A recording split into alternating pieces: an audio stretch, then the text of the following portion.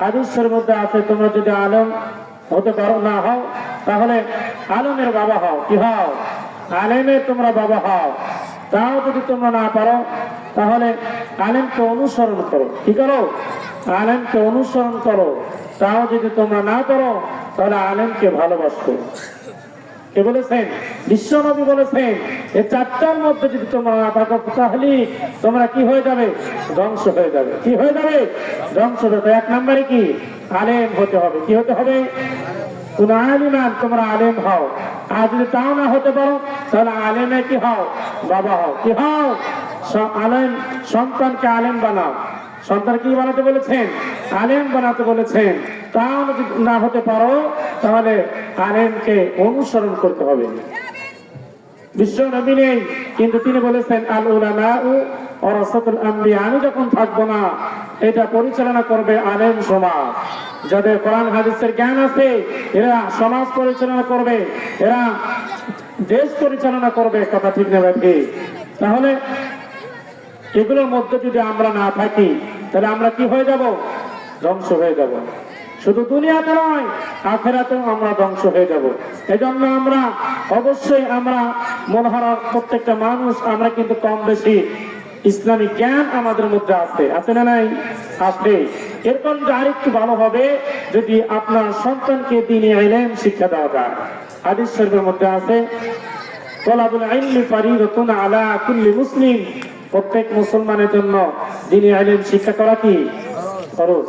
ইলমে দ্বীন শিক্ষা করা কি ফরজ। এটা নামাজ পড়া যেরকম ফরজ, কোরআন হাদিস শিক্ষা করা ওই রকম ফরজ। আমরা তো এক শ্রেণীর মানুষ মনে করি যে মাদ্রাসায় পড়ে কি হবে। আমরা মনে করি না? কিছু সংখ্যক মানুষ আমাদের ভুল ধারণা আছে যে মাদ্রাসায় পড়ে কি হবে। এরাই মাদ্রাসা পড়ে মসজিদ মাদ্রাসা চাকরি করবে, ঠিক মতো ভাত কাপড় পাবে না। আছে না নাই? একটা মানুষের ধারণা কিন্তু এরকম। কিন্তু আপনি ইতিহাস খুঁজে দেখেন যাদের মধ্যে কোরআনের জ্ঞান আছে, যাদের মধ্যে দ্বীনের জ্ঞান আছে, কোরআন হাদিসের জ্ঞান যাদের মধ্যে আছে, আল্লাহ রাব্বুল আলামিন এদেরকে দুনিয়ার মধ্যে সবচেয়ে দামি মানুষ বানিয়েছেন। সুবহানাল্লাহ।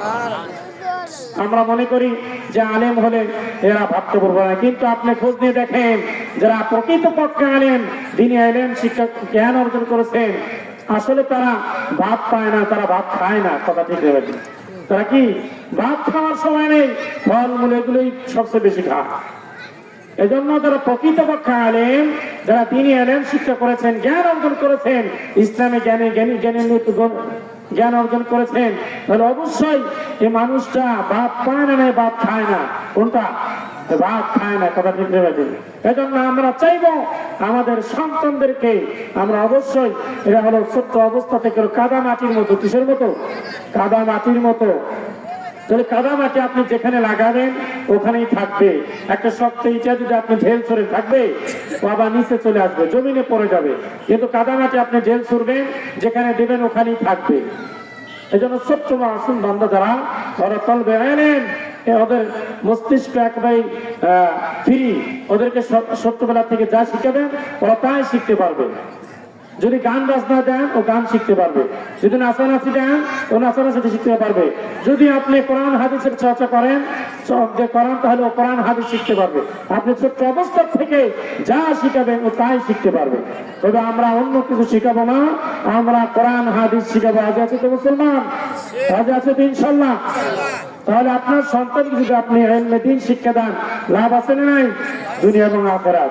এখনই যদি আমাদের মাঝখান থেকে আল্লাহ না করুক কাউকে যদি নিয়ে যায় আর আপনার সন্তান যদি অতটুকু পর্যন্ত জ্ঞান না থাকে, আপনার জানাজা পড়াইতে পারবে না, তাহলে কিন্তু মসজিদের ইমাম অথবা গ্রামের কোন আলেমকে আপনাকে ভাড়া করতে হবে। কথা ঠিক হবে? আপনার সন্তান যদি এতটুকু জ্ঞান অর্জন করেছে, আপনি মারা গেছেন, আপনার জানাজা আপনার সন্তান করাইতে পারবে, আপনাকে কবরস্থ করতে পারবে, আপনার পাশে গিয়ে একটু হাত তুলে দোয়া করতে পারবে। তাহলে আপনার সন্তানের দোয়া আপনার জন্য সবচেয়ে বেশি উপকার হবে। আমার আপনার দোয়া কম লাগবে, কিন্তু সন্তান যখন দোয়া করবে আপনার জন্য অবশ্যই সেটা আপনার 100% লেগে যাবে। কথা ঠিক হবে? এজন্য ঈসা আলাইহিস সালাম একটা কবরের পাশ দিয়ে যাচ্ছিলেন, হঠাৎ তিনি লক্ষ্য করেন একটা কবরের মধ্যে আযাব হচ্ছে। এক একটা নবীকে আল্লাহ এক একটা পাওয়ার দিয়েছিলেন। কি দিয়েছিলেন? এক একটা পাওয়ার আল্লাহ রাব্বুল আলামিন দিয়েছিলেন। ঈসা আলাইহিস সালাতু ওয়াস সালামকে আল্লাহ পাওয়ার দিয়েছিলেন, মৃত মানুষকে তিনি জীবিত করতে পারতেন। কথা ঠিক না বাকি? কি করতে পারতেন? ঈসা আলাইহিস সালাতু ওয়াস সালাম মৃত মানুষকে তিনি জীবিত করতে পারতেন। তিনি একটা কবরের পাশ দিয়ে যাচ্ছিলেন, হঠাৎ তিনি লক্ষ্য করলেন একটা কবরের মধ্যে আযাব হচ্ছে। একটা কবরের মধ্যে আযাব হচ্ছে, তিনি লক্ষ্য করতে পারলেন, বুঝতে পারলেন এই কবরের মধ্যে আযাব হচ্ছে। তিনি চলে গেলেন রাস্তার পাশ দিয়ে। আবার কিছুদিন পর ওই একই রাস্তায় তিনি আসলেন, দেখলেন যে কবরে আযাব হচ্ছে। ওই কবরটা তিনি খেয়াল করে দেখলেন ওই কবরের মধ্যে আযাব নেই। কি নেই? ওই কবরের মধ্যে আযাব নেই। আল্লাহ রাব্বুল আলামিনের কাছে জানতে চাইলেন, আল্লাহ আপনার এই বান্দার কিছুদিন পূর্বে আমি যখন পাশ দিয়ে যাচ্ছিলাম কবরের পাশ দিয়ে, আমি খেয়াল করলাম এই কবরের মধ্যে আযাব হচ্ছিল। আবার কয়েকদিন পর যখন এই কবরের পাশ দিয়ে যাচ্ছিলাম, আবার দেখি কবরের মধ্যে কোনো আযাব নেই। কারণ কি? আল্লাহর কাছে যখন জানতে চাইলেন ঈসা আলাইহিস সালাতু ওয়াস সালাম, যখন আল্লাহর কাছে জানতে চাইলেন, আল্লাহ এর কারণ কি আমি একটু জানতে চাই, আল্লাহ রাব্বুল আলামিন জানিয়ে দিলেন, আমার দোস্ত আপনি জানেন না এই ব্যক্তি যখন মারা যান, দুনিয়ার মধ্যে থেকে যখন তিনি চলে আসলেন, কবরস্থ হয়ে গেলেন, তিনি দুনিয়া আসার পূর্বে একটা নেক সন্তান দুনিয়ার মধ্যে রেখে আসছিলেন। সুবহানাল্লাহ। কি রেখে আসছিলেন বলেন? একটা নেক সন্তান রেখে আসছিলেন। তিনি যখন মারা যাওয়ার পূর্বে তার স্ত্রীকে ওসিয়ত করেছিলেন, আমি যখন মারা যাব, আমি যখন কবরস্থ হয়ে যাব, আমি কবরস্থ হওয়ার পূর্বে আমার সন্তানকে তুমি মাদ্রাসাতে লেখাপড়া করাইবে। স্ত্রী আমার কাছে ওয়াদা দিয়েছিল, তিনি যখন কবরস্থ হয়েছেন তার স্ত্রীর সন্তানকে মাদ্রাসার মধ্যে ভর্তি করে দিয়েছে। কোন সুবহানাল্লাহ।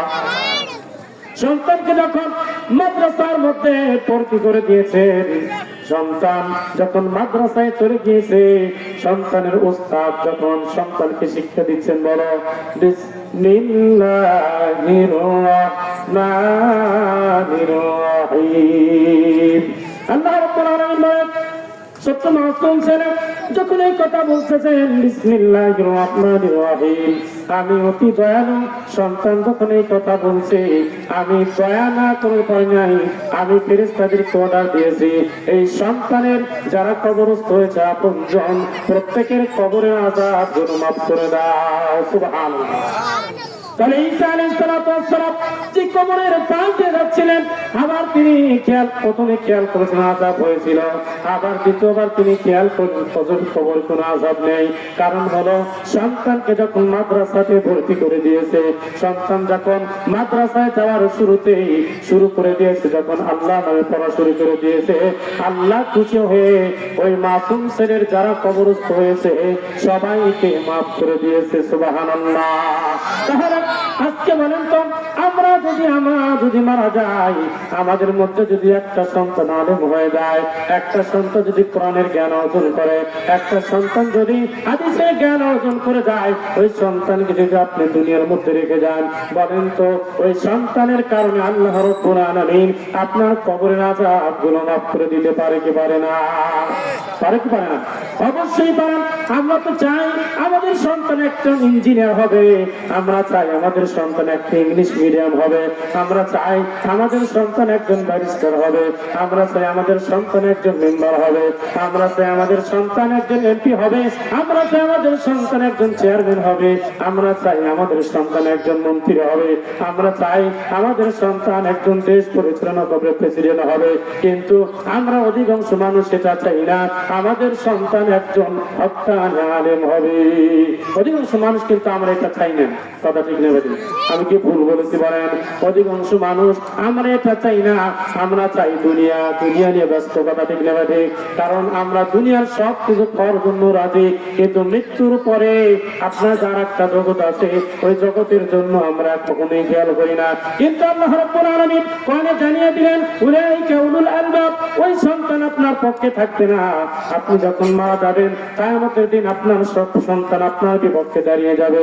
যে সন্তানের জন্য আপনি কত কষ্ট করেছেন আপনি নিজে না খায় সন্তানের জন্য রেখে দিয়েছেন, আপনি খান নাই সন্তানের জন্য রেখে দিয়েছেন, কিন্তু এই সন্তান একদিন আপনার বিপক্ষে দাঁড়িয়ে যাবে। কারণ হলো আপনার সন্তানকে এলমে দ্বীন শিক্ষা দেন নাই, আপনার সন্তানকে আপনি মাদ্রাসায় ভর্তি করিয়া দেন নাই, আপনার সন্তানকে একজন আলিম বানান নাই, আপনার সন্তানকে একজন হাফেজ বানান নাই। এজন্য কিয়ামতের দিন আপনার সন্তান আপনার বিপক্ষে দাঁড়িয়ে যাবে।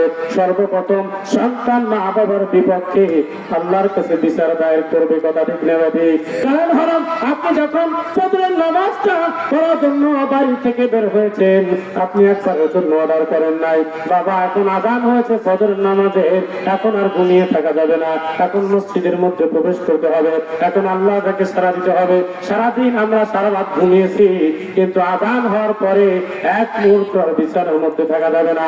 আপনি তখনই বলতে পারবেন, আপনার সাহস থাকবেন, আপনার মধ্যে যখন কোরআন হাদিসের জ্ঞান থাকবে, আপনার মধ্যে যখন ইলমের জ্ঞান থাকবে, দ্বীনের জ্ঞান থাকবে, তখনই আপনার সন্তান উপরে এরকম ভূমিকা রাখার জন্য আপনার সাহস থাকবে। কিন্তু আপনি যখন নামাজ না পড়েন, মসজিদে প্রবেশ না করেন, ইলমের জ্ঞান নাই, দ্বীনের জ্ঞান নাই, আপনার সন্তান তখন আপনার কথা শুনবে না, কথা ঠিক না বাইরে? কারণ হলো আপনি যখন নামাজে যাবেন, নামাজ হবেন, আপনি যখন মসজিদের মধ্যে প্রবেশ করবেন, তখন আপনি যখন নামাজের মধ্যে গেলেন, আর একজন ব্যক্তি যখন নামাজের কথা বলবেন, ও শুনবে, আপনার কথা শুনবে। কিন্তু আপনি কোনোদিন নামাজ পড়েন না, আপনি যদি বলেন ভাই আযান হয়েছে চলেন যাই, আপনার কথা কি শুনবে? কথা বলেন, শুনবে নাকি? আপনার কথা কখনোই শুনবে না, আপনার কথা তখনই শুনবে যখন আপনি ওই কাজের মধ্যে আপনি নিজেও জড়িত থাকবেন। আপনার কথা তখনই শুনবে যখন আপনি ইসলামের মধ্যে থাকবেন। আপনার কথাগুলো, আপনার কথা শুনে শুনে মানুষ দলে দলে ইসলামের মধ্যে প্রবেশ করবে, কথা দেখলে এজন্য আমরা চাইব, আমরা যখন মারা যাব, আমার সন্তান আমার জানাজা পড়াবে, আমার সন্তান আমাকে কবরস্থ করবে, আমার সন্তান আমার জন্য দোয়া করবে। তাহলে ওই সন্তানকে যদি আপনি মাদ্রাসায় লেখাপড়া করান, আপনি ইলম শিক্ষা দেন, জ্ঞান শিক্ষা দেন, ইলমের জ্ঞান শিক্ষা দেন, তখনই আপনার জন্য সন্তান দোয়া করার জন্য একজন উপযোগী মানুষ হয়ে যাবে। পারবো তো ইনশাল্লাহ? না আমরা শুধু দুনিয়া নিয়ে ব্যস্ত। আপনি যত কিছুই করেন, আপনার মধ্যে যদি কোরআনের জ্ঞান না থাকে, দ্বীনের জ্ঞান না থাকে, আপনি যত বড় শিক্ষায় শিক্ষিত হন না কেন, এই শিক্ষা আল্লাহর কাছে 4 পয়সার দাম নেই। আছে এই শিক্ষার দাম কি আছে? না, নাই। কিন্তু আপনি সন্তানকে কতটুকু পর্যন্ত শিক্ষা দেন, এরপরে যতটুকু শিক্ষা দিয়ে ওই ইসলামের পরে চলার জন্য সহজ হয়ে যাবে।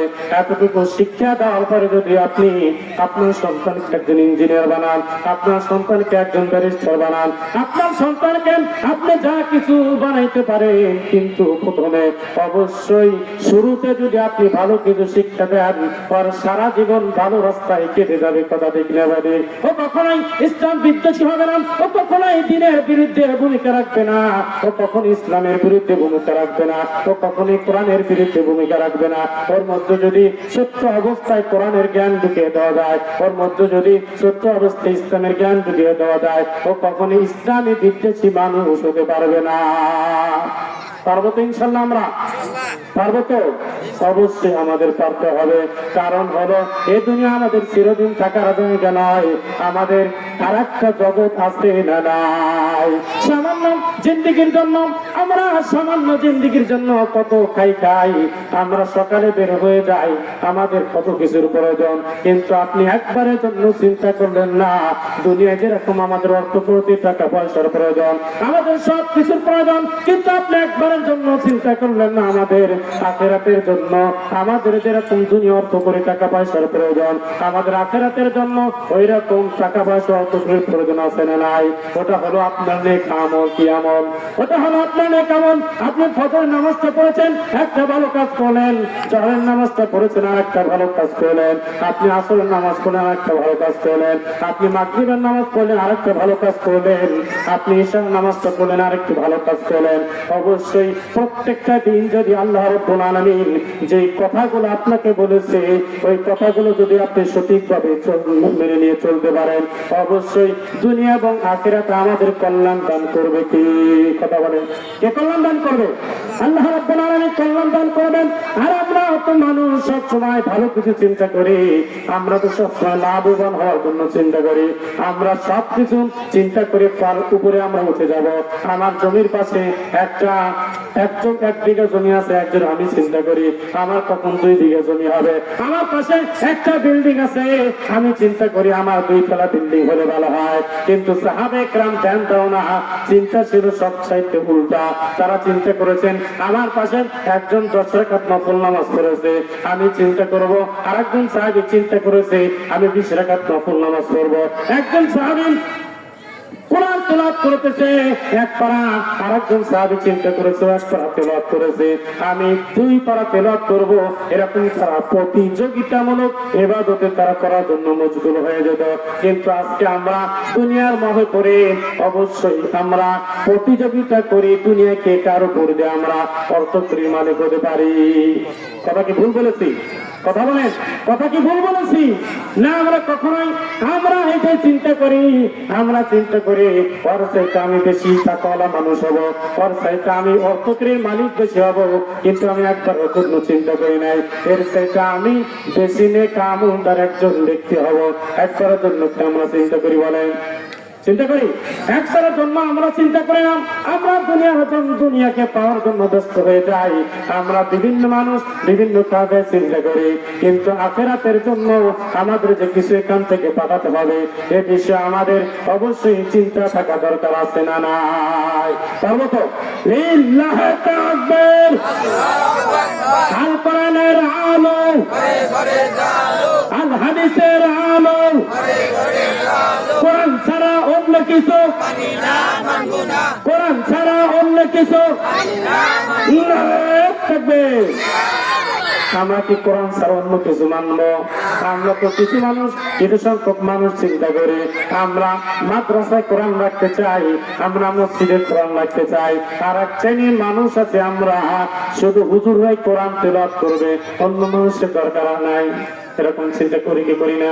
আমরা করি, কিন্তু মাদ্রাসা মসজিদে কোরআন রাখলেই চলবে না, আরেকটা জায়গায় কোরআন রাখতে হবে। সেটা হলো সংসদ ভবনে কোরআন রাখার দরকার আছে না নাই? আমি সারা জীবন করলাম, আমরা আপনারা দেখতে পাচ্ছেন, আমরা তো ছোট মানুষ, আপনারা দেখতে পাচ্ছেন সারা জীবন আমাদের মাওলানারা ওয়াজ করতেছে কি করে কি করে না? প্রত্যেকদিন তাফসীর মাহফিল আসছে না নাই? কিন্তু এই তাফসীর মাহফিল করেন কত মানুষ সেটা হয়েছে আপনারা ভালো জানেন।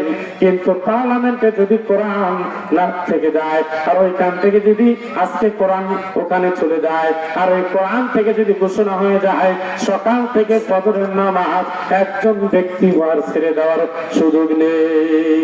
বলেন তো সারা জীবন মাওলানা ওয়াজ করে যে কথা কার্যকরিত না হয়েছে, একবার সরকার যখন ঘোষণা করবে সকাল থেকে ফজরের নামাজ আর একজন ব্যক্তিও ছেড়ে দেওয়া যাবে না, বলেন তো মানুষ কি আর ছেড়ে দিবে?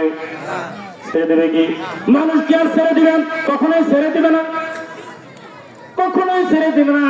এজন্য কোরআন উপরে যদি রাখা যায় ওইখান থেকে আপনার সুদের বিরুদ্ধে বিল পাস হয়ে যাবে, আছে না নাই? কোরআন যদি ওখানে রাখা যায়, পার্লামেন্টে যদি রাখা যায় ওইখান থেকে আপনার ঘুষের বিরুদ্ধে বিল পাস হয়ে যাবে, আপনার দুর্নীতির বিরুদ্ধে বিল পাস হয়ে যাবে, চাঁদাবাজির বিরুদ্ধে বিল পাস হয়ে যাবে, সবকিছু ওইখান থেকে পাস হয়ে যাবে। একজন মানুষ আর দুর্নীতি করার ক্ষমতা থাকবে না। এজন্য আমি বুঝে দিতে চাই এটাই, আমরা কোরআনের জ্ঞান অর্জন করতে পারি তাহলে আমরা সুদ ঘুষ জেনা ব্যভিচার এইগুলোর থেকে অবশ্যই আমরা মুক্ত থাকতে পারবো। আর একটা উপকার হবে, আমরা যখন মারা যাব আমাদের সন্তানগুলো আমাদেরকে জানাজা করে কবরস্থ করে ওই কবরের মধ্যে রেখে দিবে, আমরা পারবো তো ইনশাআল্লাহ।